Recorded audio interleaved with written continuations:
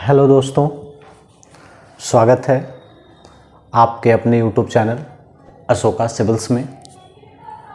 मैं सर्वेश गोस्वामी आपका इस प्लेटफॉर्म पे वेलकम करता हूं। आज से हम लोग आरओ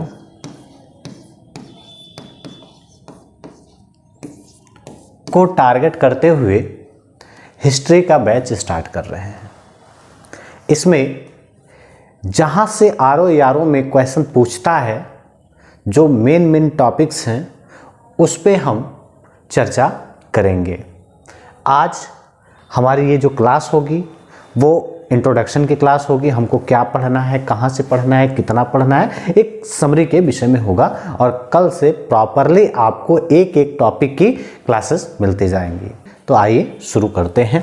पहले चर्चा करेंगे हम सिलेबस के बारे में कि हमको कितना पढ़ना है, क्या पढ़ना है। तो देखिए, पहला जो चैप्टर हमको पढ़ना है वो है यूरोपीय लोगों के आगमन के दौरान भारत, यानी यूरोपीय कंपनियों का क्या सीक्वेंस रहा है और उन्होंने यहाँ पे कितना टाइम ऑफ पीरियड दिया और उन्होंने क्या क्या काम किए।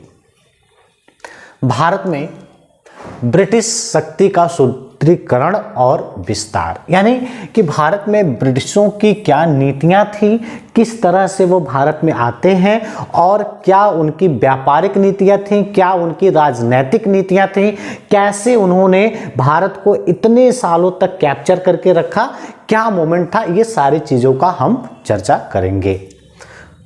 1857 से पहले अंग्रेजों के खिलाफ लोगों का प्रतिरोध, 1857 के पहले की बात पे हम चर्चा करेंगे। या सीधे सीधे समझें तो हम सीधे सीधे 1857 के सैनिक विद्रोह की बात कर रहे हैं।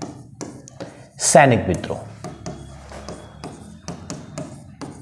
काफी इंपॉर्टेंट है, इसको बहुत अच्छे से पढ़ना है, यहां से क्वेश्चन हर बारी बनता है। 1857 का सैनिक विद्रोह के बारे में पढ़ेंगे। इससे पहले एक दो और युद्ध हैं जिनके बारे में हम जानेंगे। एक 1757 का प्लासी का युद्ध, और दूसरा है 1764 का बक्सर का युद्ध, इस पे भी हम चर्चा करेंगे। उसके बाद 1857 का ये पूरा का पूरा विद्रोह देखेंगे जो इंपॉर्टेंट है आपके एग्जाम्स की दृष्टि से। उसके बाद सामाजिक धार्मिक सुधार आंदोलन के बारे में चर्चा करेंगे। मतलब कि इस टाइम ऑफ पीरियड तक आते आते क्या क्या समाज में कुरीतियां व्याप्त थीं और कौन कौन से दार्शनिक ने क्या क्या अपने विचार रखे, वो सारी घटनाओं के बारे में हम एक एक करके पढ़ेंगे। संघर्ष शुरू होता है। संघर्ष शुरू होने का मतलब ये है कि ये बात आजादी को लेकर के है। संघर्ष शुरू होने का तात्पर्य आजादी से लेकर के है, यानी कि स्वतंत्रता की बात। कहां से ये इसकी शुरुआत होती है, इस चीज को हम जानेंगे। भारतीय राष्ट्रीय कांग्रेस स्थापना मध्य चरण, यानी 1885 से लेकर के 1905 के टाइम ऑफ पीरियड को हम देखेंगे। उग्रवादी यानी राष्ट्रवाद का युग 1905 से लेकर के 1918 तक। क्रांतिकारी गतिविधियां 1907 से लेकर के 1917 तक का टाइम ऑफ पीरियड। इसी बीच हम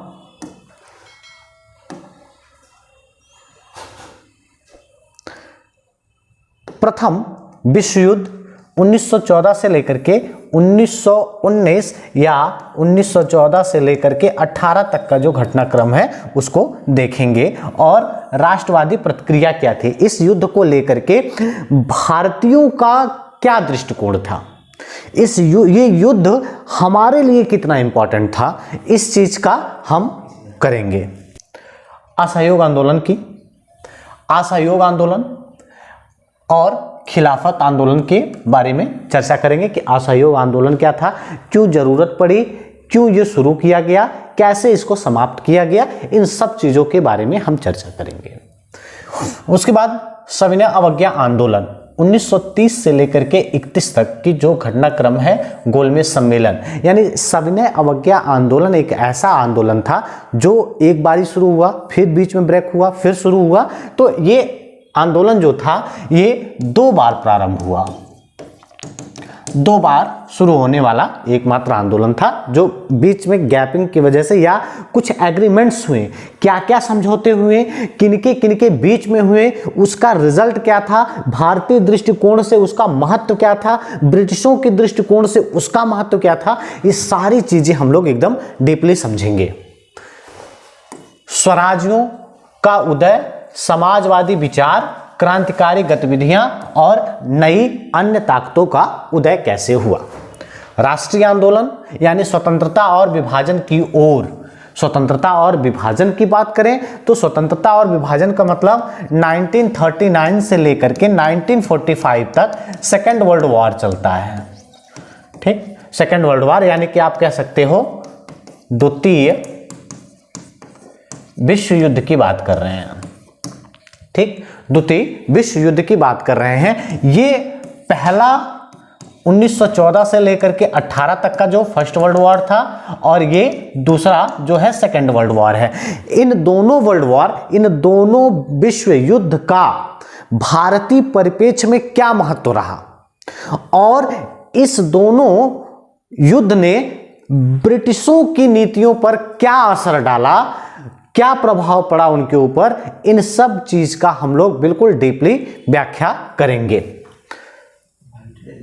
भारत में ब्रिटिश नीतियों का सर्वेक्षण, भारत में ब्रिटिश नीतियों का सर्वेक्षण क्या था। ठीक है, ब्रिटिश नीतियों का सर्वेक्षण मतलब जैसे भारतीय स्वतंत्रता के लिए अलग अलग विचारों को प्रदर्शित कर रहे थे या अलग अलग समय पर अलग अलग मूवमेंट कर रहे थे, उसी तरह से यहाँ पर भी भारत में ब्रिटिश शासन का आर्थिक प्रभाव। देखिए, कहने का तात्पर्य यह है कि किसी भी शक्ति को या किसी भी व्यक्ति को अगर कमजोर करना है तो उसकी आर्थिक व्यवस्थाओं को तोड़ दीजिए। जब उसकी आर्थिक चीजें कमजोर हो जाएंगी तो वो व्यक्ति अपने आप टूट जाएगा। तो यहां पर भी भारत में ब्रिटिश शासन का आर्थिक प्रभाव क्या था। देखिए, जब हम इस पे जब चर्चा करेंगे तो मेंस की दृष्टि से भी हम इस पे चर्चा करेंगे कि इसमें काफ़ी अच्छे क्वेश्चंस बनते हैं औपनिवेशिकवाद को लेकर के।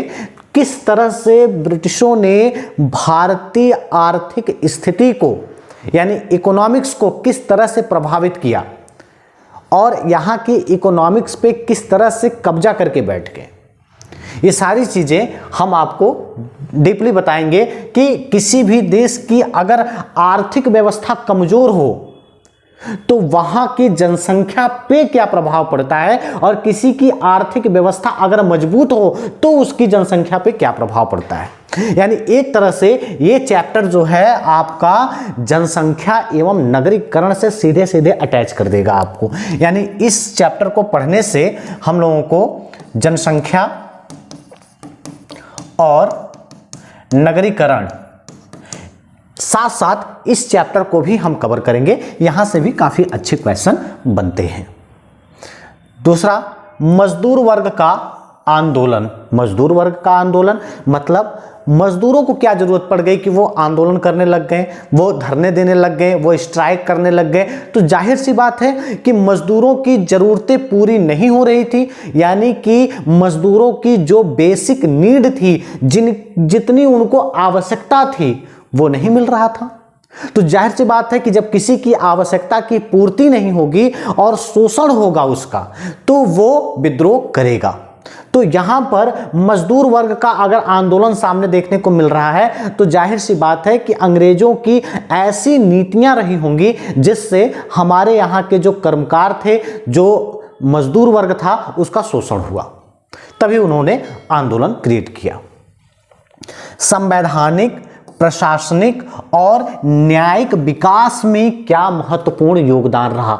संवैधानिक विकास के लिए इन्होंने क्या किया, यानी कि आप पॉलिटी वाले सेशन में जाकर के सर का देखेंगे संवैधानिक विकास का क्रम किस तरह से उन्होंने समझाया है कि किस तरह से हमने अपना संविधान बनाने के लिए किन किन मोमेंट को किया, कैसे हमने अंग्रेजों को राजी किया और कैसे वो हमारी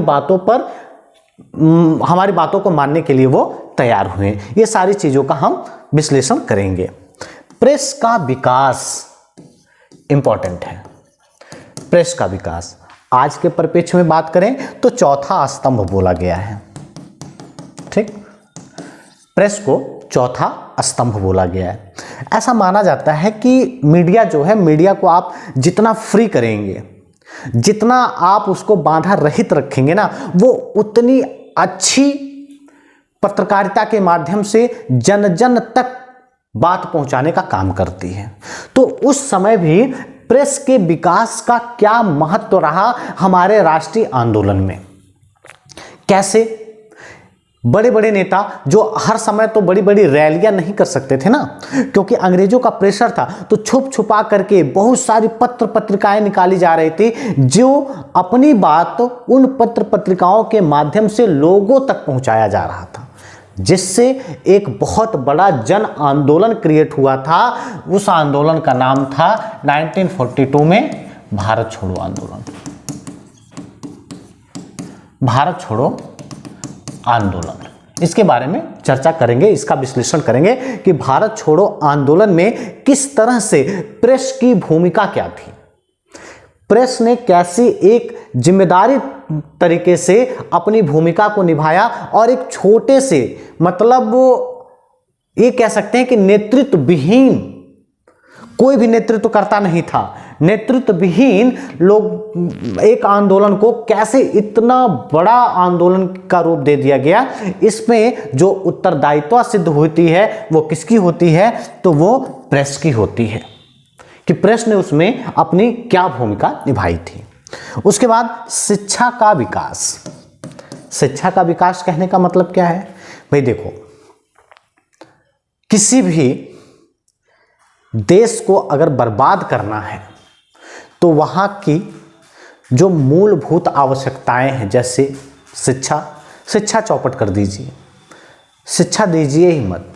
बंदा शिक्षित नहीं होगा तो सवाल नहीं करेगा, और सवाल नहीं करेगा तो अपना ज़्यादा होगा। कहा गया है ना कि शिक्षा उस शेरनी का दूध है जिसको जो जितना पिएगा उतना दहाड़ेगा। ठीक है, शिक्षा जो है वो एकदम शेरनी के दूध की तरह है। आप जितना पढ़ोगे, जितनी विचारधाराओं को आप एक्सेप्ट करोगे, उतना ज्यादा आप दहाड़ोगे, यानी उतने ज्यादा आप तर्कपूर्ण हो जाओगे। तो ब्रिटिश काल में शिक्षा का विकास जो हुआ वो किस परिप्रेक्ष्य में हुआ? क्या वो हर भारतीय को शिक्षित करना चाह रहे थे, या किसी एक विशेष समुदाय को शिक्षित करना चाह रहे थे? उनके शिक्षा का प्रसार का मॉडल क्या था? ये सारी चीजों का हम लोग चर्चा करेंगे। उसके बाद ब्रिटिश समितियां एवं आयोग, ब्रिटिश विशिष्ट आंदोलनों से जुड़े कुछ तथ्य।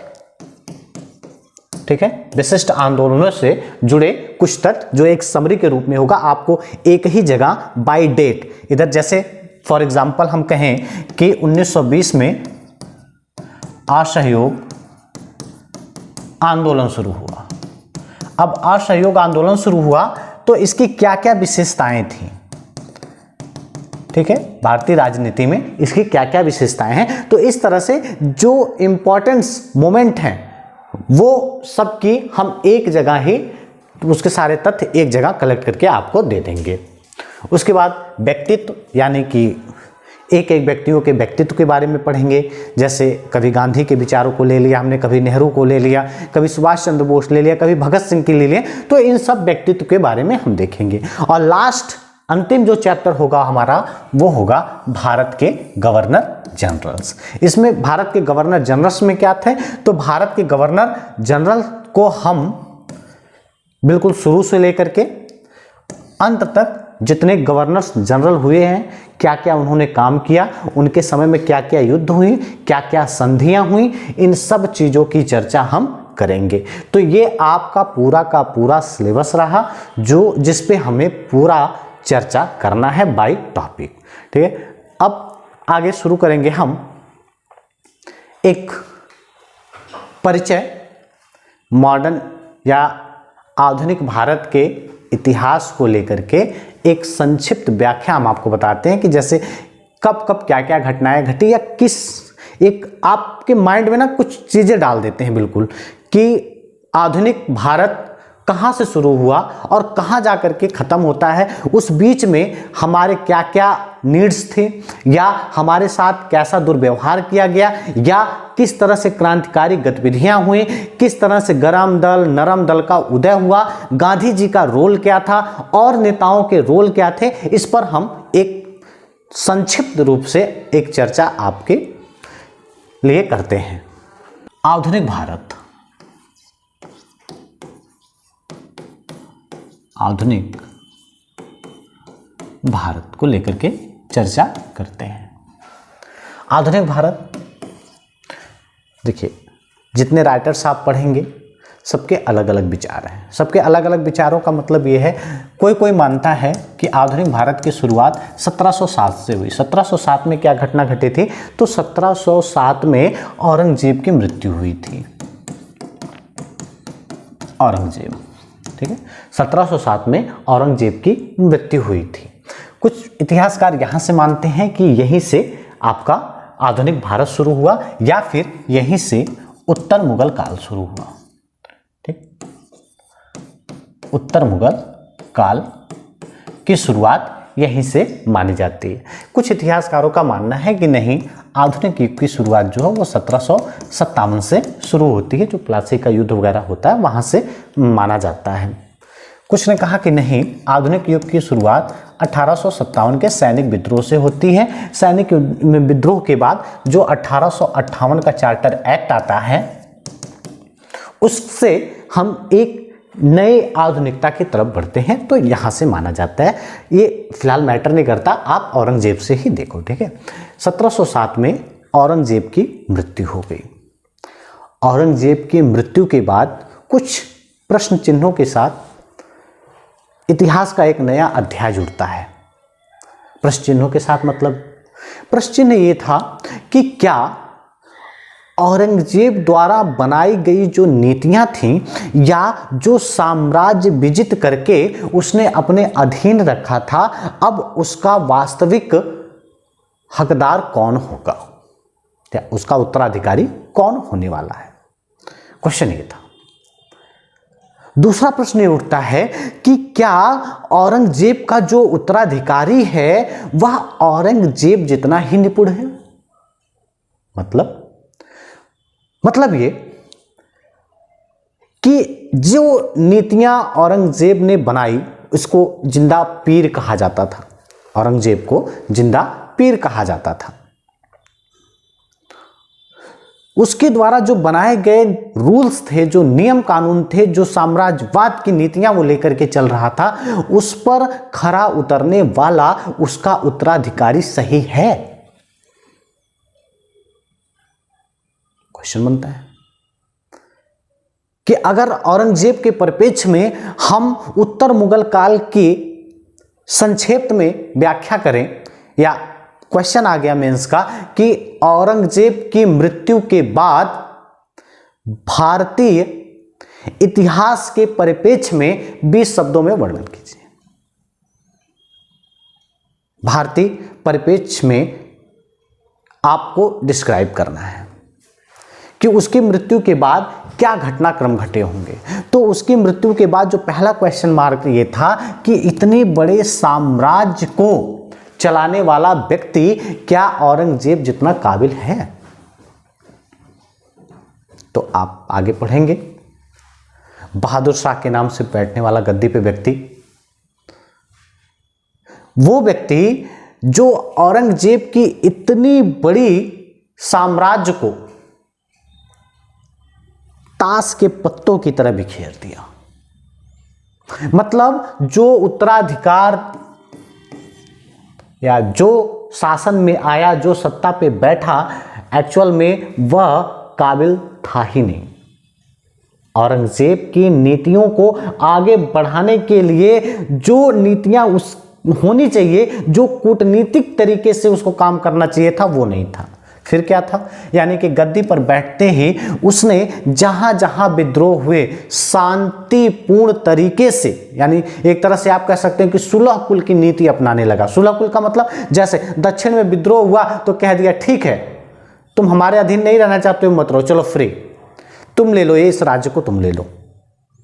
यानी औरंगजेब के द्वारा क्रिएट किया गया इतना बड़ा साम्राज्य धीरे धीरे धीरे धीरे करके कैसे कुछ चंद प्रांतों में आकर के सिमट जाएगा, ये आने वाले जो शासक थे उनकी अयोग्यता को प्रदर्शित करता है। नई चीजें नहीं बना पाए तो बनी बनाई चीजों के भी वो संभाल नहीं पाए। इसका मेन रीजन था उनकी अयोग्यता। बहादुर शाह की बात करें, उसके बाद जहांदार शाह की बात करें, उसके बाद फर्रुख शेर की बात करें, मोहम्मद शाह की बात करें, इतिहासकारों ने इनको टैग दे दिया था साहिब-ए-खबर। शासन में क्या चल रहा है राजा को पता ही नहीं, साहिब-ए-खबर है। लंपट मूर्ख कहा गया, रंगीला शासक कहा गया, ऐसे ऐसे टैग दिए गए इतिहासकारों के द्वारा। किसी को लंपट मूर्ख कहा गया, किसी को कहा गया कि एकदम रंगीला शासक है, खुश मिजाज रहते हैं, नाच गाना एकदम इनका दरबार नृत्यांगनाओं से भरा हुआ है, नाच गाने का शासन चल रहा है। ऐसे ऐसे लोग गद्दी पर बैठेंगे। और इसी बीच विदेशी आक्रमण भी तीव्र होने लगे। क्यों विदेशी? क्योंकि जब आपकी स्थिति कमजोर होती है ना, सीधा सीधा एग्जांपल लीजिए, जब आपकी बॉडी कमजोर होती है ना तो 40 प्रकार की बीमारियां आपको घेर लेती हैं। वही रीजन यहां भी था कि राजाओं की स्थिति धीरे धीरे कमजोर होती गई। कमजोर होने का कारण उनकी नीतियां थी, अंग्रेजों को दिया गया बढ़ावा था, अंग्रेजों का बढ़ता प्रतिनिधित्व था। यानी शासन सत्ता में धीरे धीरे अंग्रेजों ने हस्तक्षेप करना शुरू कर दिया। यह मेन रीजन बनता है, जिसके कारण विदेशी आक्रमण होने लगे, क्योंकि उन्हें भी पता था कि राजा कमजोर है, हमारे सामने टिक नहीं पाएगा। और उससे भी बड़ा कारण यह हुआ कि उनको बिना रोके आओ वेलकम किया गया, संधि की गई, बिना युद्ध लड़े कितने लोगों ने सरेंडर कर दिया, बोला हाँ ठीक है तुम्हारी अधीनता स्वीकार करते हैं। तरह तरह की चीजें जो भारतीय राजनीति को बिल्कुल उलट रही थी। मुगलों का शासन, इतने टाइम ऑफ पीरियड में मुगलों का शासन, यानी कि हम लगभग बात करें तो 1206 से लेकर के और 1707 तक हमने विदेशी हुकूमत की शासन को स्वीकार किया था। ये कोई हमारे देश के राजा थोड़ी थे, या हमारे देश के नागरिक थोड़ी थे, हमारे बीच के नहीं थे। ये सब 1206 से लेकर के 1707 तक कहीं ना कहीं वो लोग थे जिन्होंने भारत पर आक्रमण करके, भारत के प्रांतों को विजित करके, अपने प्रतिनिधित्व के माध्यम से या फिर खुद यहां बैठ करके शासन किया था। यानी कि इतने सालों में हमको आदत से लग गई थी। लेकिन 1707 के बाद एकदम से राजनीतिक में उलटफेर हुआ। उलटफेर क्या हुआ? अब तक जहां हमारे ऊपर तुर्क शासन, अफगानी, ठीक है, मुगल, ये सब शासन कर रहे थे, वहीं अब एक नया अध्याय जुड़ेगा और उस अध्याय में शासन करने वाले व्यक्ति कौन होंगे? तो वो एक दूसरे महाद्वीप से आए हुए व्यक्ति होंगे। यानी ब्रिटेन की हुकूमत धीरे धीरे धीरे धीरे एक सर्कल बनाना शुरू कर देगी हमारे ऊपर। इस परिप्रेक्ष्य में आगे बढ़ेंगे। जैसे सबसे इंपॉर्टेंट कि 1757 का वो प्लासी का युद्ध, प्लासी का युद्ध, ठीक, या हम यहां से करें 1757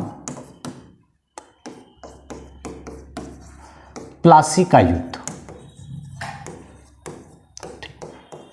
1757 प्लासी का युद्ध एक ऐसा युद्ध जिसमें षड्यंत्रों को दिखाया गया है। षड्यंत्रों को दिखाने का मतलब क्या था? मतलब लालच किस हद तक बढ़ सकती है इसको प्रदर्शित करता है ये 1757 का युद्ध। एक्चुअल में ये कोई युद्ध नहीं था, यह एक एग्रीमेंट था, एक समझौता था जो पहले ही फिक्स हो चुका था कि अगले दिन हमको युद्ध के मैदान में क्या करना है। 1757 वो प्लासी का मैदान जिसमें सिराजुद्दौला कहां का था? बंगाल का शासक सिराजुद्दौला, इसका सेनापति मीर जाफर।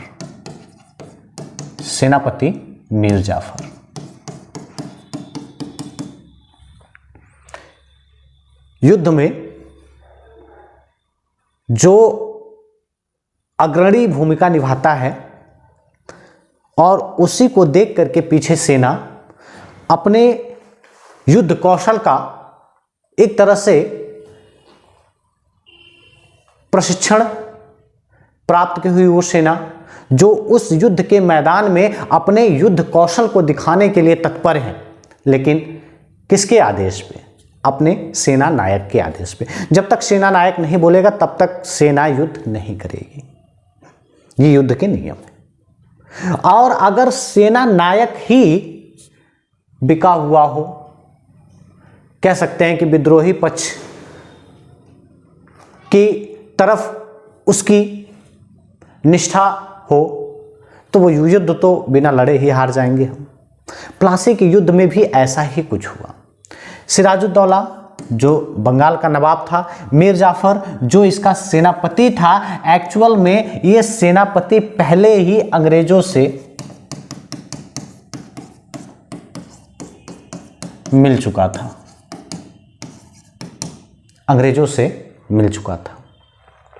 इसके कुछ सिराजुद्दौला के कुछ प्रतिद्वंदी थे जो नहीं चाहते थे कि सिराजुद्दौला बंगाल की गद्दी पर बैठे, जिसमें मानिकचंद, जिसमें इसकी मौसी घसीटी बेगम। अंग्रेजों ने एक ऑफर दिया, सुनहरा ऑफर कह सकते हैं भाई, लालच हर व्यक्ति के अंदर होती है, लेकिन अपने राज्य के प्रति, अपने राजा के प्रति, अपनी प्रजा के प्रति कुछ जिम्मेदारियां भी होती हैं जिसको निष्ठापूर्वक निर्वहन करना पड़ता है। उसमें अपनी इच्छाओं को मारना पड़ता है, क्योंकि जो सोच रहे हैं, जो चाह रहे हैं, हो सकता है कि परिस्थितियां उस अनुकूल ना हो। तो ऐसे में आपको अपने धैर्य को बना के रखना चाहिए। लेकिन मीर जाफर अपनी सेना से, अपनी प्रजा से, अपनी राजा से सबसे गद्दारी कर बैठा। किस लिए? अंग्रेजों ने कहा कि अगर तुम हमारा साथ दोगे तो बंगाल का अगला नवाब हम बना देंगे। बंगाल का अगला नवाब कौन होगा? मीर जाफर होगा, जिसकी वजह से इसने सिराजुद्दौला यानी अपने राजा को इसने धोखा दे दिया। तो ये केवल एक षड्यंत्र मात्र था। इस युद्ध की अगर हम एक शब्द में व्याख्या करें तो कह देंगे कि जो प्लासी का युद्ध था वो युद्ध नहीं, वो केवल और केवल षड्यंत्र था, जिसको बिना सेना की कौशलता देखे ही डिसाइड कर दिया गया था कि ये युद्ध को जीतने वाला कौन है। पहले से बिल्कुल फिक्स था कि इस युद्ध को अंग्रेज जीत रहे हैं। क्यों जीत रहे हैं? क्योंकि हम अपने घर में ही शत्रु को पनाह दे रहे हैं, एक गद्दार को पाल रहे थे। 1757 का प्लासी का युद्ध, सिराजुद्दौला हार जाता है, सिराजुद्दौला की मृत्यु हो जाती है और अगले अध्याय में जुड़ता है मीर जाफर, जो बनता है बंगाल का नवाब, जैसा कि अंग्रेजों ने कहा था। ठीक है, ये बनता है बंगाल का अगला नवाब। लेकिन बंगाल का ये नवाब कितने दिनों तक टिकेगा? क्योंकि अंग्रेजों की बढ़ती डिमांड, अंग्रेजों का बढ़ता वो लालचपन जिसको ये पूरी तरह से पूर्ण नहीं कर पा रहा था। बार बार इससे पैसों की डिमांड करना, इससे पहले तो जैसे ये राजा बनता है तो राजा बनने की खुशी में अंग्रेजों ने कहा आपको इस गद्दी पर बैठाने का जो श्रेय जाता है वो हमारा है, तो हमको कुछ गिफ्ट उफ्ट नहीं देंगे।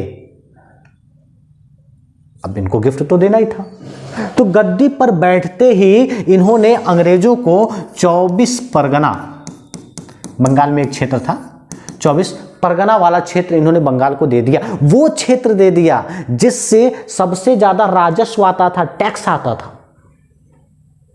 वो क्षेत्र अंग्रेजों ने ले लिया।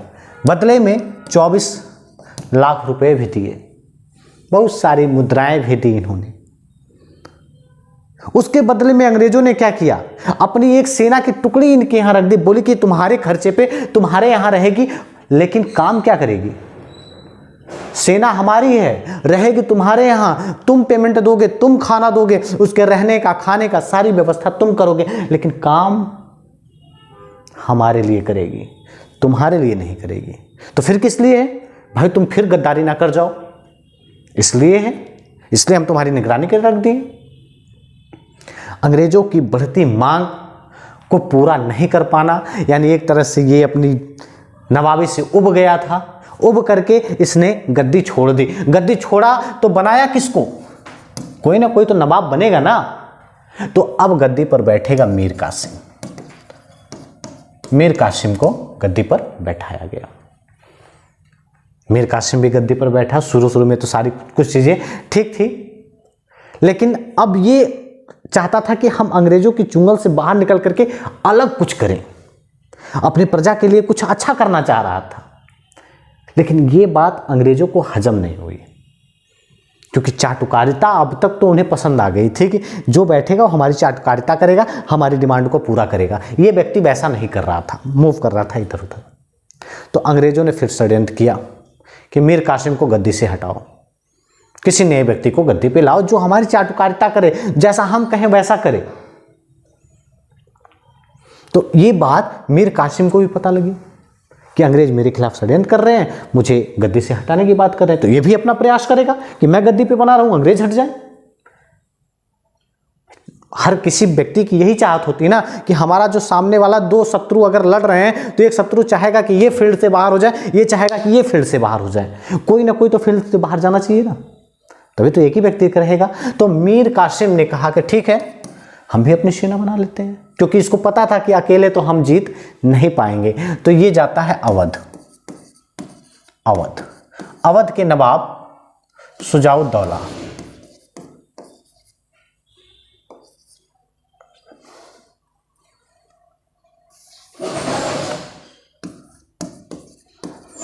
अवध के नवाब शुजाउद्दौला से ये मिलता है। इनसे कहा कि आप हमारी मदद करो, आप हमारे अपने हो, आप नहीं मदद करोगे तो कौन करेगा। तो अवध के नवाब शुजाउद्दौला और तीसरे व्यक्ति से मिलता है जो मुगल सम्राट शाह आलम द्वितीय। मुगल सम्राट शाह आलम द्वितीय। तीन लोग इकट्ठे हो गए, किसके खिलाफ? अंग्रेजों के खिलाफ। यानी कि इन तीन लोगों की सम्मिलित सेनाएं, और युद्ध किससे करने जा रही है? तो प्रतिद्वंदी इसके एक ही है, केवल और केवल अंग्रेज। प्रतिद्वंदी एक ही है, अंग्रेज।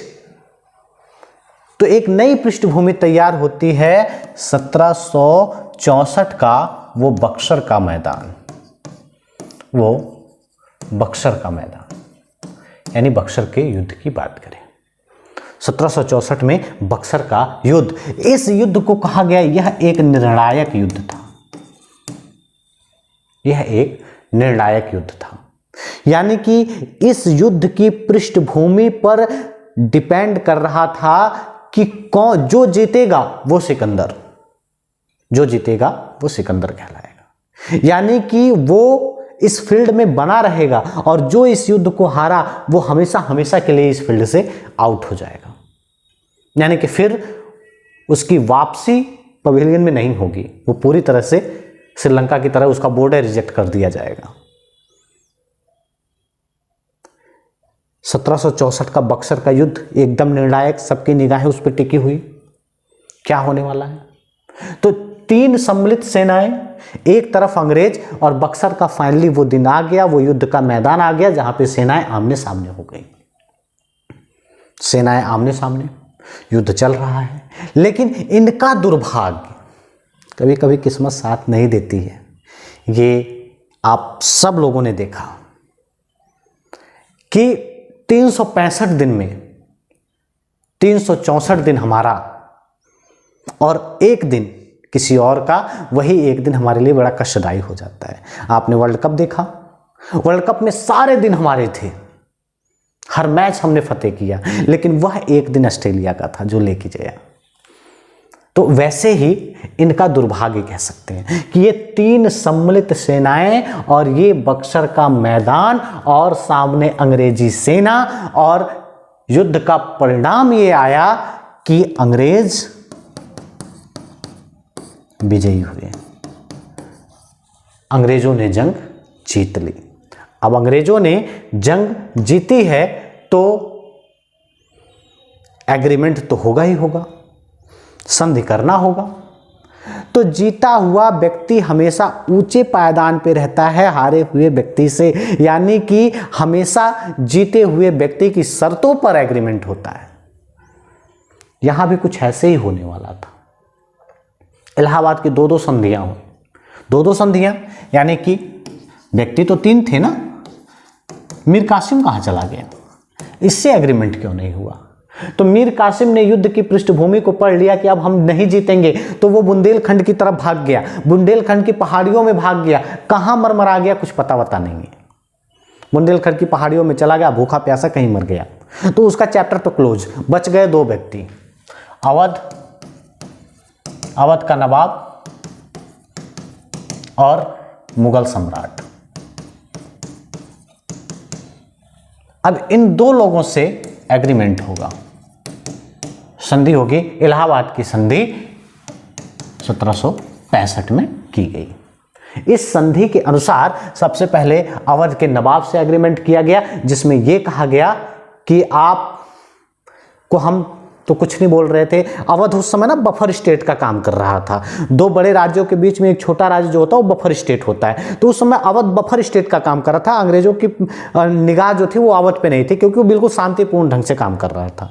लेकिन शुजाउद्दौला के युद्ध में कूदने की वजह से अवध पे इनका ध्यान गया और इन्होंने एग्रीमेंट के तहत इनसे युद्ध हर्जाना लिया, पैसे लिए, अपनी सेना रखी इनके यहाँ, और बदले में कड़ा और मानिकपुर, इलाहाबाद का जो क्षेत्र था, काफ़ी उपजाऊ भूमि हुआ करती थी, काफ़ी ज़्यादा राजस्व वहाँ से आता था, वो भी उन्होंने ले लिया। और दूसरी संधि होती है मुगल सम्राट शाह आलम द्वितीय के साथ। इनसे कहा गया कि आप कड़ा और मानिकपुर का क्षेत्र रख लो, लेकिन बदले में एक ऐसी इंपॉर्टेंट चीज इन्होंने ले ली जिससे भारतीय राजनीति में मुगलों का अब एकदम पतन पक्का था। मैंने कहा ना कि ये मैच जो जीतेगा वो स्टेडियम में रहेगा, जो हारा वो हमेशा के लिए क्विट कर जाएगा, फिर दोबारा एंट्री नहीं होगी। तो ये बहुत ही निर्णायक युद्ध साबित हुआ और 1765 का वो संधि जिसमें मुगल सम्राट ने अपने अधिकारों को भी अंग्रेजों के हाथ में दे दिया। क्या दिया? तो इन्होंने कहा कि साहब 2 मामले होते हैं ना, एक होता है फौजदारी और एक होता है दीवानी का मामला। इन्होंने कहा दीवानी का मामला हमें दे दो। हमें दे दो मतलब अंग्रेजों को दे दो, दीवानी हमको दे दो, फौजदारी तुम रखो साहब, दंड वंड देने का अधिकार तुम्हारा रहेगा, राजस्व एकत्र करने का जिम्मेदारी हमारी रहेगी। और दीवानी का मैटर इनको देने के बाद यहां पर शुरू कर दिया गया द्वैध शासन। दोहरा शासन शुरू कर दिया गया। मुखौटा किसी और को, यानी सामने किसी और को रखा गया और पीछे से लगाम पकड़ के बैठने वाला व्यक्ति कोई और, जो अदृश्य है, जिसका चेहरा बिल्कुल डार्क है, दिखाई नहीं दे रहा है कि पीछे से कौन रेगुलेट कर रहा है, लेकिन आगे बैठे हुए व्यक्ति को सब लोग देख रहे हैं।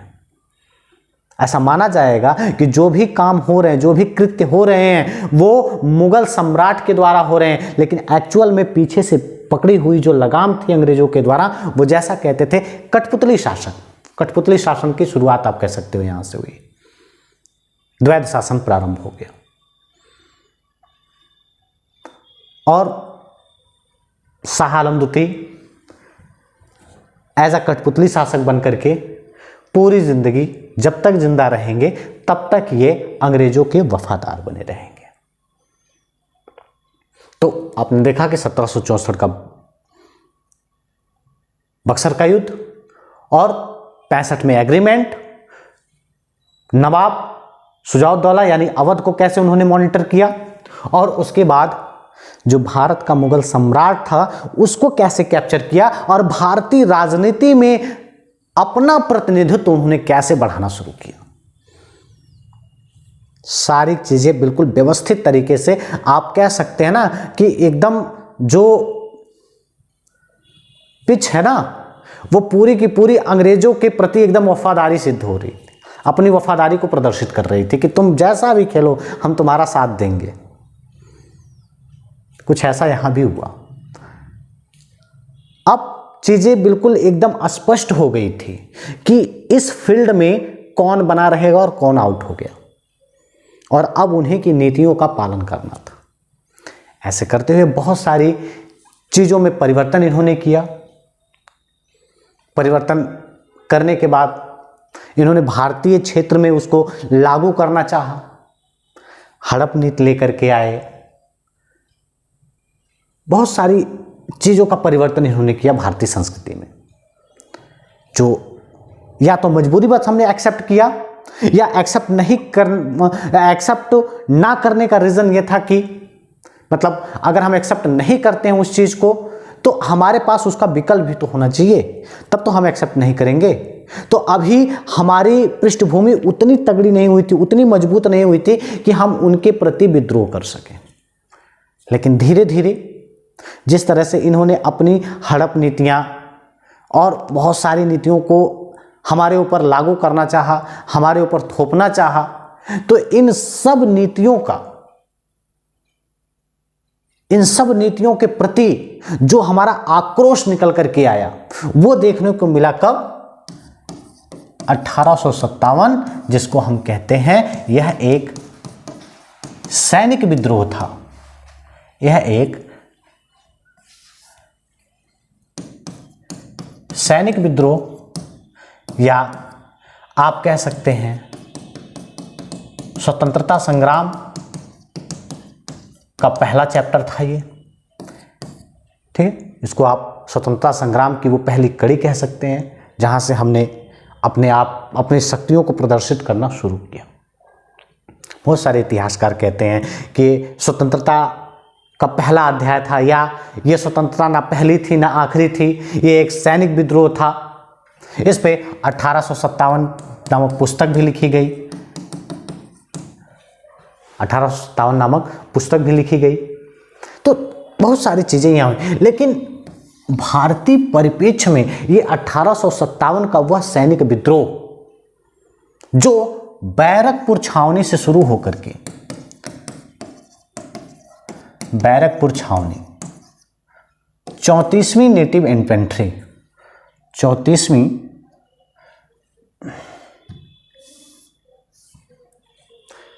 बैरकपुर छावनी 34वीं नेटिव इन्फेंट्री के जो सिपाही थे उन्होंने विद्रोह कर दिया। विद्रोह करने का कारण क्या था? कारण क्या था? तो उस समय सैनिक जो विद्रोह करने का कारण था वह था नई एनफील्ड राइफल को शामिल करना जिसकी कारतूस जिसकी कारतूस में या जिसकी कारतूस को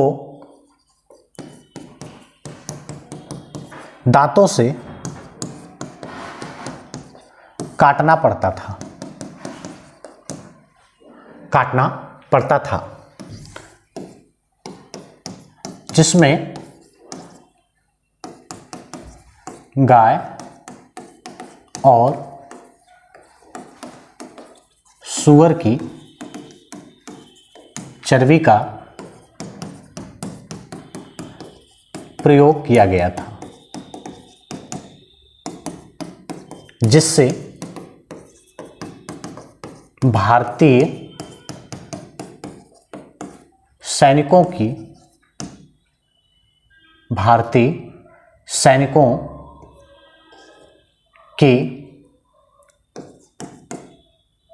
या आप कह सकते हैं भारतीय सैनिकों का जो कल्चर था, या आप कह सकते हैं जो संस्कृति थी,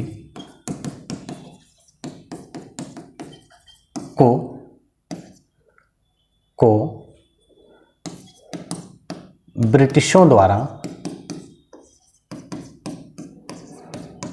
उसमें हस्तक्षेप करना था, क्योंकि उस समय जो सेना में लड़ाके हुआ करते थे या जो सेना के सिपाही थे वो ज़्यादातर कुछ हिंदू बाहुल्य थे, कुछ मुस्लिम बाहुल्य थे, यानी मुस्लिम भी थे उसमें, हिंदू भी थे, जिसमें गाय को हम अपनी माता मानते हैं या गाय को हम एक पवित्र दर्जा देते हैं। उसी तरह मुसलमानों में सूअर को एक पवित्र दर्जा दिया जाता है, उनको पवित्र माना गया है। तो ऐसी चीज़ को मुंह में लगाना मतलब हमारी धार्मिक भावनाओं को आहत करना था, हमारी धार्मिक भावनाओं को आहत करना था। और हमारी धार्मिक भावनाएं आहत हुई तो एक व्यक्ति निकल करके आया जिसका नाम था मंगल पांडे, जिसने अपने वरिष्ठ अधिकारियों की गोली मार करके हत्या कर दी। और भी बहुत सारे कारण थे, और भी बहुत सारे कारणों में, जैसे समुद्र पार सैनिकों को ले जाना,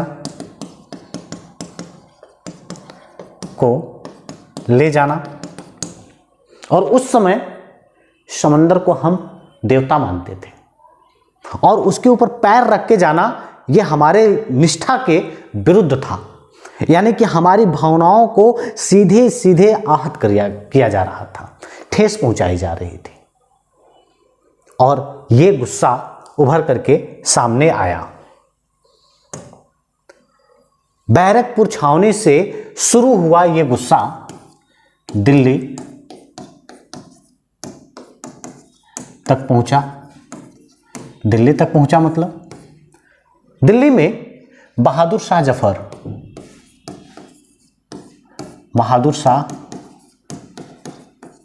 जफर जिनकी बादशाहत केवल और केवल दिल्ली के लाल किले तक ही सीमित रह गई थी। वो वहीं तक पेंशनर थे, ये अंग्रेजों के पेंशनर थे, और भारत के अंतिम मुगल बादशाह भी थे। इनके तक ये विद्रोही इनके तक पहुंचे, और पहुंच करके इनको अपना नेता, यानी कि अपना नेता माना कि आप इस विद्रोह में हमारा साथ दो, हमारी लीडरशिप में आओ, और बदले में हम आपको पुनः भारत की मुगल सत्ता पर काबिज करेंगे, यानी कि हम आपको पुनः मुगल बादशाह के रूप में, पूरे भारतवर्ष में मुगल बादशाह के रूप में हम आपको फिर से एक्सेप्ट करेंगे। तो बख्त खां के नेतृत्व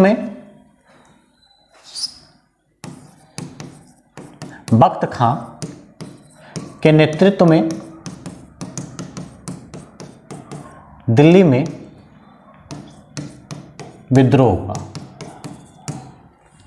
देखिए 1857 का विद्रोह स्वतः जन्मा हुआ एक विद्रोह था, कोई लीडरशिप में नहीं था, किसी ने अगवानी नहीं की थी, और यह युद्ध काफी हद तक भारतीय लोगों के बीच में देशभक्ति जगाने में सफल भी हुआ काफी हद तक। लेकिन असफल होने का कारण क्या था? यह विद्रोह असफल भी हो गया। कारण था कि जो जमींदार वर्ग थे, जो मजदूर वर्ग थे, उनसे कोई मतलब नहीं था इस युद्ध में। जमींदार वर्ग अपने खुश थे कि हमें कोई मतलब नहीं, हम एंट्री नहीं करेंगे। मजदूर वर्ग अपने खाने कमाने में खुश था कि हम यही ठीक है, हमको कुछ नहीं चाहिए। इसमें कौन कौन से लोग भाग लिए और क्यों लिए? जैसे जिन जिन की सत्ता को इससे प्रभावित होना था, या जिन जिन को अपनी सत्ता खोने का डर था, या किसी प्रकार से अंग्रेजों ने उनकी सत्ता पर कब्जा कर लिया था, उसको वहां पे पुनः अपनी कब्जा प्राप्त करने के लिए लोगों ने इस युद्ध में भाग लिया। लेकिन फिर भी कुछ ही लोगों ने इसमें मूवमेंट किया। लेकिन फिर भी अगर ये विद्रोह एक साथ होता, पूरे भारतवर्ष में एक साथ प्रारंभ हुआ होता, तो 1857 में ही अंग्रेज भारत छोड़ के चले गए होते, क्योंकि उनके पांव उखड़ जाते हैं। लेकिन ऐसा हुआ नहीं, छिटपुट विद्रोह हुआ, रुक रुक करके विद्रोह हुआ। उनको समय मिल गया, सेना को जो टुकड़ी टुकड़ी में वो बांट करके भेज रहे थे, उन सेनाओं को इकट्ठा करने का मौका मिल गया उन्हें। जैसे दिल्ली में बख्त खां के नेतृत्व में विद्रोह हुआ, यहां पे बड़े आराम से विद्रोह इनके द्वारा दबा दिया गया। जब इनके द्वारा विद्रोह दबा दिया गया तो अवध में बेगम हजरत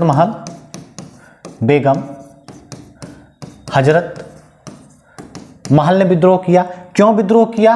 क्योंकि ये बिरजिश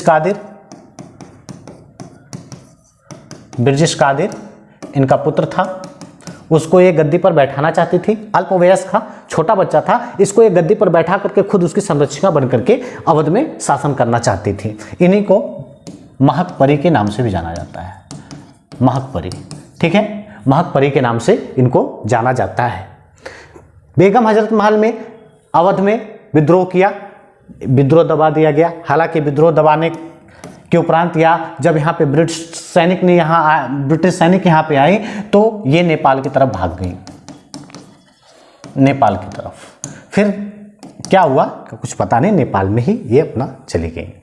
फिर उसके बाद कानपुर, नाना साहब, तात्या टोपे, ठीक है, नाना साहब, तात्या टोपे कानपुर में।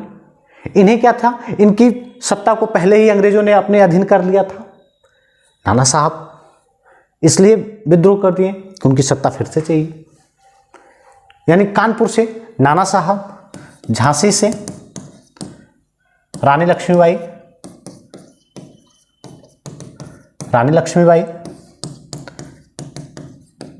बिहार से कुंवर सिंह, असम से मनीराम दीवान, असम से मनीराम दीवान, फैजाबाद से अब्दुल्ला, ठीक। इस प्रकार से जगह जगह से, इलाहाबाद से लियाकत अली ने विद्रोह किया। इस तरह से छिटपुट विद्रोह, और भी सारे बहुत विद्रोह हैं। लेकिन ये विद्रोह एक साथ नहीं हुआ, छिटपुट हुआ, रुक रुक करके हुआ।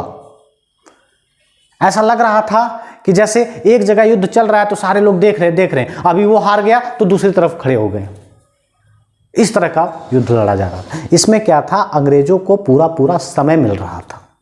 एक जगह वो अपनी सेना पूरी की पूरी भेज देते थे, वहां युद्ध दबा करके दूसरी जगह मूव कर जाते थे। अगर ये पूरा युद्ध या पूरा विद्रोह एक साथ हुआ होता तो उनके पास इतनी बड़ी फौज नहीं थी कि वो पूरे देश में फोर्स लगा देते। अंग्रेज एक चेन अगर उनका टूट जाता, जैसे इस तरह से चेन चल रहा है, अगर एक चेन ब्रेक हो जाता ना तो बड़े आराम से ये सारे चेन ब्रेक हो सकते थे। लेकिन नेतृत्व विहीन आंदोलन था ये ना, आंदोलन नहीं कह सकते इसको, सैनिक विद्रोह ही कहेंगे हम, क्योंकि इतिहासकारों ने सैनिक विद्रोह ही माना है, तो सैनिक विद्रोह ही हम कहेंगे।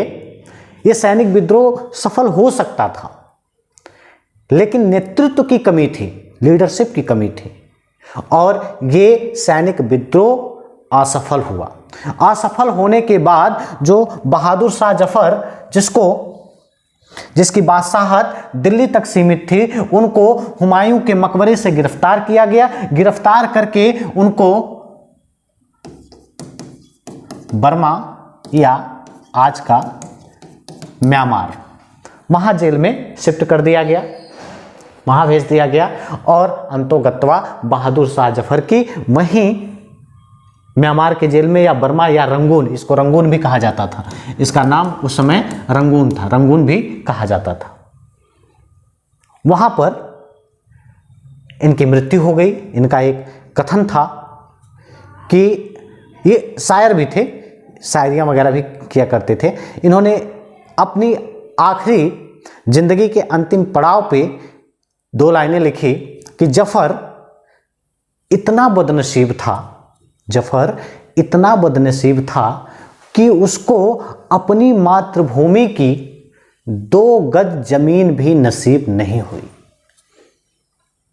जफर इतना बदनसीब था कि उसको अपनी मातृभूमि की 2 गज जमीन भी नसीब नहीं हुई। यानी कि रंगून में ही इनकी मृत्यु हो गई, और बादशाहत का जो चैप्टर था यहीं क्लोज हो गया। अब पूरी तरह से भारत की सत्ता पर ब्रिटिशों का पूरा कब्जा हो गया। लेकिन इसी दौरान 1858 में एक चार्टर एक्ट आता है। इसमें कहा गया, यानी ये चार्टर एक्ट ब्रिटेन की संसद से रिलीज किया गया था, जिसमें कहा गया कि भारत में कंपनी का शासन समाप्त, कंपनी का शासन समाप्त। तो शासन अब कौन करेगा? अब शासन होगा क्राउन के अधीन, क्राउन के अधीन। क्राउन का मतलब होता है ताज, और ताज पहनती है वहां की महारानी। यानी कि सीधे सीधे ब्रिटिश हुकूमत में जो कंपनी का शासन चल रहा था, कंपनी का शासन कहने से तात्पर्य है कि जब भारत में अंग्रेजों का आगमन हुआ था, जब भारत यहाँ पे आए थे, तो वह एक कंपनी के रूप में आए थे। वो कंपनी कौन सी थी? वो कंपनी थी ब्रिटिश ईस्ट इंडिया। ये इस कंपनी के नाम से आए थे, और उस समय महारानी एलिजाबेथ गद्दी पर बैठी हुई थी। तो सर्वप्रथम इन्होंने 15 वर्षों का फरमान, यानी 15 वर्षों के एग्रीमेंट के साथ ये आए थे भारत व्यापार करने। लेकिन उनकी मृत्यु के बाद जब उनका बेटा गद्दी पे बैठता है तो उसने आजीवन कर दिया। लेकिन अभी का जो चार्टर एक्ट आया है उसमें कहा गया कि ब्रिटिश ईस्ट इंडिया नामक जो कंपनी थी उसका शासन पूर्णतः समाप्त कर दिया जाता है, और अब भारत में जो शासन होगा वो सीधे सीधे ब्रिटेन की संसद द्वारा नियंत्रित होगा, यानी ब्रिटेन की महारानी के अधीन किया जाएगा। भारतीय परिप्रेक्ष्य में यानी कि उन भारतीयों का राज्य उनको वापस कर दिया जाएगा जिसको हड़प नीति के तहत अंग्रेजी हुकूमत में मिलाया गया है। अब भारतीयों के धार्मिक विषय में ब्रिटिश हस्तक्षेप नहीं करेंगे, यानी किसी भी प्रकार से उनकी धार्मिक भावनाओं को आहत नहीं पहुंचाया जाएगा। कुछ इस प्रकार के चार्टर एक्ट के साथ 1858 का अधिनियम समाप्त किया गया। चलिए, भारत ने अब तक बहुत कुछ खो दिया था। ये अधिनियम पहले आता तो बहुत सारे राजशाही जिंदगियां बच सकती थी, बहुत सारी वो वीर वीरांगनाएं बच सकते थे जो 1857 की सैनिक विद्रोह में अपनी जान गंवाए थे। लेकिन चलिए, किस्मत में जो भी था अच्छा ही था। तो 1858 का ये नियम, ये चार्टर एक्ट ब्रिटिश संसद के हुकूमत के अंदर चला गया। यानी ब्रिटिशों के अधीन। अब तक कंपनी ने शासन किया, अब का जो टाइम ऑफ पीरियड होगा वह ब्रिटिश हुकूमत के अंतर्गत होगा, यानी कि ब्रिटिश की संसद के द्वारा यहां नियम कानून बनाए जाएंगे। अब यहीं से धीरे धीरे हमारे अंदर जो देशभक्ति थी वो जागृत हो रही है, क्रांतिकारी गतिविधियां उत्पन्न होंगी, क्रांतिकारी आएंगे और बंगाल को क्रांतिकारियों की जन्मभूमि कहा जाता है। यानी कि बंगाल से ही क्रांतियों का या क्रांति का उदय बंगाल से ही माना जाता है। अब धीरे धीरे हमारे अंदर स्वराज विकसित होगा।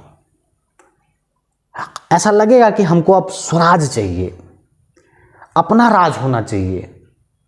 इसके लिए सबसे पहला जो नाम आएगा जिस व्यक्ति का, वो 1895 में एक व्यक्ति जिसको हम कहते हैं बीजी तिलक, यानी बाल गंगाधर तिलक ने अपना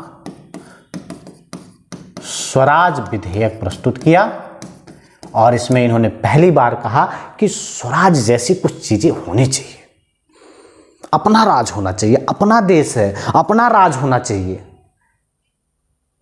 और इसके लिए इन्होंने 1894 में ही शिवाजी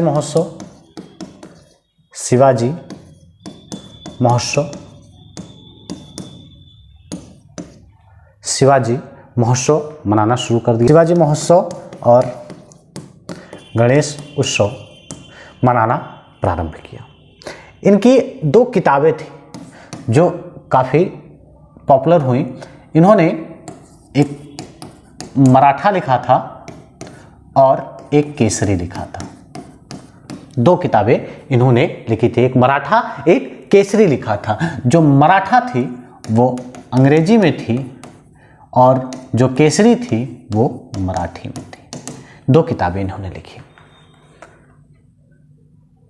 बाल गंगाधर तिलक ने अपना प्रयास किया और इसी के परिणाम स्वरूप धीरे धीरे भारत में क्रांतिकारी गतिविधियां शुरू हो गईं। लेकिन अंग्रेज भी बड़े चालाक थे, क्योंकि उन्हें पता था क्रांतिकारी गतिविधियां उत्पन्न शुरू हुई, लेकिन अंग्रेज भी मॉनिटर कर रहे थे। उन्हें भी सत्ता में काबिज रहना है, वो भी सत्ता में बने रहना चाह रहे हैं। तो सत्ता में बने रहने के लिए वो भी तरह तरह के नियम लेके आएंगे। इसी दौरान 1885 में एक प्लेटफॉर्म दिया गया। अब तक जितने नेतागण थे या जो अग्रेसिव थे कि हम देश के लिए कुछ करना चाहते थे, उसके लिए एक प्लेटफॉर्म दिया गया। वो प्लेटफॉर्म क्या था? वो प्लेटफॉर्म था कांग्रेस पार्टी का गठन किया गया। 1885 में 28 दिसंबर 1885 में 28 दिसंबर 1885 का वो दिन जिस दिन कांग्रेस का गठन हुआ। कांग्रेस का गठन मुंबई में होता है, यानी कि उस समय बम्बई कहा जाता था। बम्बई के गोकुल दास तेजपाल संस्कृत महाविद्यालय में किया गया। हालांकि पहले ये पुणे में होने वाला था, लेकिन वहाँ से हटाया इसलिए गया क्योंकि वहाँ पर प्लेग फैल गया था। प्लेग की वजह से इसको हटा करके मुंबई में किया गया।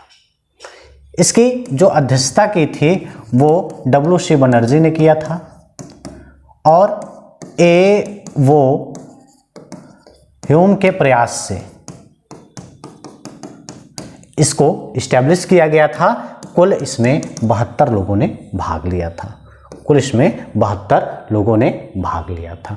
यानी वो व्यक्ति एक अंग्रेज व्यक्ति थे जिन्होंने सपोर्ट करके इस प्लेटफॉर्म को तैयार किया, क्योंकि इन्हें पता ही नहीं था ना कि ये प्लेटफॉर्म आगे जाकर के हमारे विरुद्ध भी काम कर सकता है।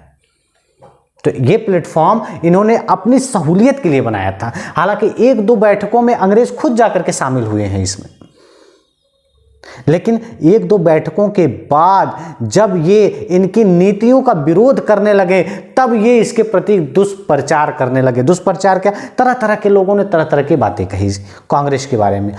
कहना भी चाहिए था, जैसे साल में एक बार केवल बैठक होती थी, उस बैठक के माध्यम से उस दिन सारे नेता इकट्ठा होते थे और अपना खूब लंबा चौड़ा लेक्चर बांटते थे। किसी ने कहा कि जो कांग्रेस है वह सिर्फ तमाशा है। किसी ने कहा कि कांग्रेस के लोग केवल पद के भूखे हैं। किसी ने कहा कि साल भर में एक बार मेढक की तरह टरटराने से आजादी नहीं मिलती है, उसके लिए निरंतर प्रयास करना होता है। साल में एक बार आप इकट्ठे होंगे, मेढक की तरह टर टर करके चले जाएंगे, तो इससे उन्हें कुछ फर्क नहीं पड़ने वाला है। वो भी सुन लेते हैं, हाँ ठीक है, अब एक साल बाद ही सब मिलेंगे, कुछ करने वाले नहीं। इसके लिए विशेष रणनीति होनी चाहिए। काम करने के लिए आपको निरंतर उस पर काम करना होगा, तब जाके बात बनेगी। ब्रिटिशों की तरफ से भी काफी कांग्रेस के बारे में कहा गया कि कांग्रेस एक शिशु है जो भारत के एक छोटे से अल्प समुदाय को प्रतिनिधित्व करता है। कांग्रेस का कोई महत्व नहीं है, कांग्रेस को कोई जानता मानता नहीं है। किसी ने कहा कि भारत में रहते हुए मेरी एकदम दिली इच्छा है कि कांग्रेस जो मर रही है, जो मृतप्राय हो रही है, उसके मृत्यु में मैं भी सहयोग कर सकूं। मेरी बिल्कुल दिली इच्छा है कि इसको, ये जो मर रही है, इसके मरने में मैं भी इसका थोड़ा सहयोग कर सकूं। तो तरह तरह की चीजें घटित हुई कांग्रेस को लेकर के, लेकिन कांग्रेस कमेटी डटी रही। इसमें नए नए लोग जुड़ते गए, नई नई नीतियां बनती गई और कांग्रेस एकदम मजबूत स्थिति में आकर के खड़ी हो गई। दो पक्ष था, एक मुस्लिम बाहुल, एक हिंदू बाहुल। लेकिन कांग्रेस में कुछ नीतियां एक तरह से कह सकते हैं कि उनके जो प्रतिनिधित्व थे, जो प्रतिनिधित्व करता थे, उन्होंने कुछ एक वक्तव्य उनका दूसरे समुदाय को ठेस पहुंचाने वाला होता था, जिससे दूसरे समुदाय को लगा कि कांग्रेस तो केवल एक मात्र किसी पर्टिकुलर एक धर्म को ही लेकर के आगे बढ़ रही है। तो ऐसे में एक नई पार्टी का उदय हुआ। नई पार्टी कौन सी थी? तो मुस्लिम लीग। नई पार्टी का उदय हुआ मुस्लिम लीग। मुस्लिम लीग 1906, ढाका। सलीमुल्लाह खां की अध्यक्षता में मुस्लिम लीग का गठन हुआ 1906 में। इससे पहले 1905 में लॉर्ड कर्जन, जो इस समय वायसराय है, लॉर्ड कर्जन ने बंगाल विभाजित कर दिया। बंगाल का विभाजन एक बहुत बड़ी घटना को प्रदर्शित करता है। बंगाल का विभाजन, इस तरह का विभाजन किया गया कि जिसमें एक तरफ हिंदू बाहुल्य, एक तरफ मुस्लिम बाहुल्य, यानी कि दो ध्रुव में बांट दिया गया लोगों को। इस दिन रविंद्रनाथ टैगोर ने राखी दिवस मनाया। विदेशी वस्तुओं का बहिष्कार किया गया, यानी 1905 में ही बंग भंग आंदोलन शुरू किया गया। विदेशी वस्तुओं की होली जलाई गई, उसके वस्त्रों को जलाया गया, विदेशी वस्तुओं का बहिष्कार किया गया, स्वदेशी अपनाने का नारा दिया गया कि हम स्वदेशी अपनाएंगे, विदेशी चीज़ों का पूर्ण बहिष्कार करेंगे। तरह तरह की चीज़ें थी। 1906 में मुस्लिम लीग का गठन हो गया। मुस्लिम लीग का जो झुकाव था, जो लगाव था, वो अंग्रेजों के प्रति था। वो अंग्रेजों को अपना हमदर्द समझते थे, बड़े अच्छे मानते थे, तो उनका झुकाव उधर था। और कांग्रेस पार्टी निरंतर स्वराज के लिए स्ट्रगल कर रही थी। लेकिन 1907 का वह टाइम पीरियड सूरत अधिवेशन के नाम से जाना जाता है। 1907 का सूरत अधिवेशन, जिसमें कांग्रेस में भी दो गुट हो गए। कांग्रेस 1907 का सूरत अधिवेशन, 1907 का सूरत अधिवेशन, जिसमें कांग्रेस दो भागों में बट गई। कौन कौन सा? एक गरम दल और एक नरम दल। ये सूरत का अधिवेशन, जिसकी अध्यक्षता रास बिहारी घोष, कर रहे थे। एक नाम रास बिहारी बोस का भी आएगा, वो बाद में बताएंगे जब आजाद हिंद फौज का गठन होगा। तो कांग्रेस भी दो भागों में बट गई। इसी बीच 1909 का मार्ले मिंटो सुधार अधिनियम, लाया गया 1909 का। इसमें जो चर्चा की गई, जो बातें रखी गई, वो एक विशेष वर्ग के लिए या एक विशेष समुदाय को, एक विशेष वर्ग को अपने प्रति आकर्षित करने के लिए इन्होंने कहा कि मुस्लिमों को पृथक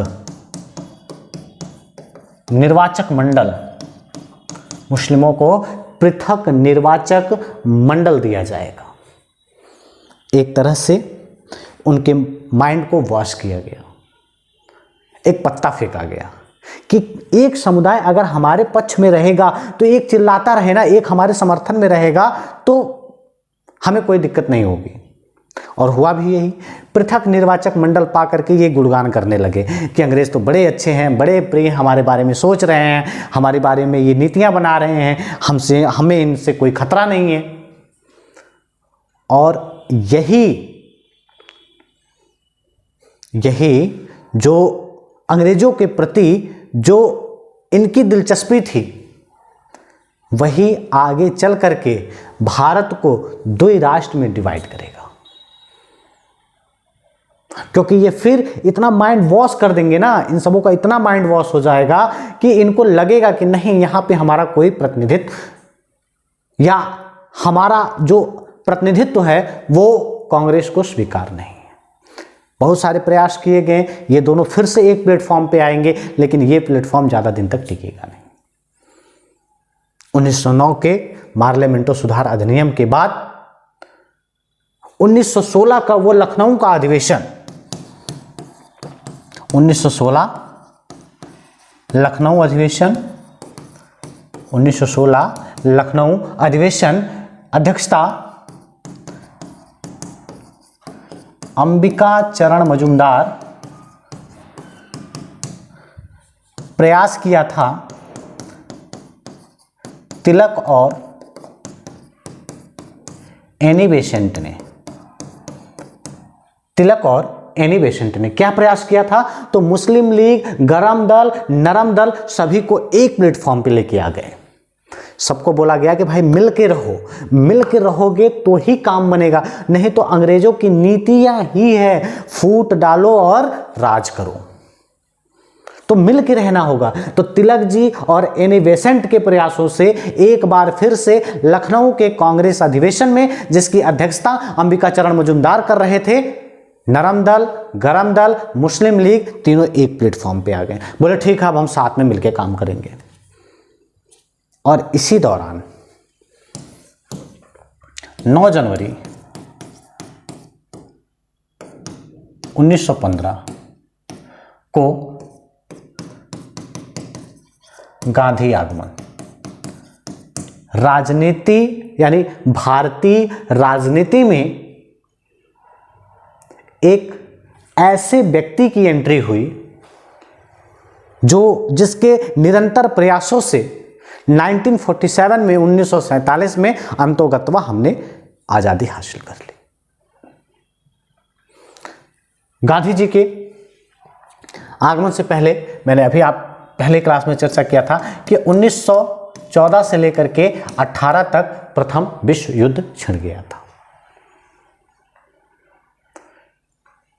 बाकी क्लासेस कल यहीं से शुरू करेंगे। 1914 से लेकर के 1914 से ही हम प्रथम विश्व युद्ध से आगे की क्लास कल कंटिन्यू करेंगे। आप क्लास में जुड़िए, क्लास को लाइक शेयर सब्सक्राइब करिए और जितनी बातें हमने बताई आप एक एक बातों को ध्यान से सुनिए।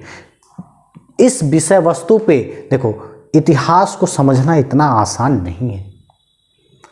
इतिहास को समझने के लिए आपको उसमें दिलचस्पी लानी होगी, अपने आप को जगाना होगा, उसमें समय देना होगा। हर तो ये मैंने एक पृष्ठभूमि आपके सामने रखी है, इससे इतिहास को समझने की समझ उत्पन्न होगी आपके अंदर।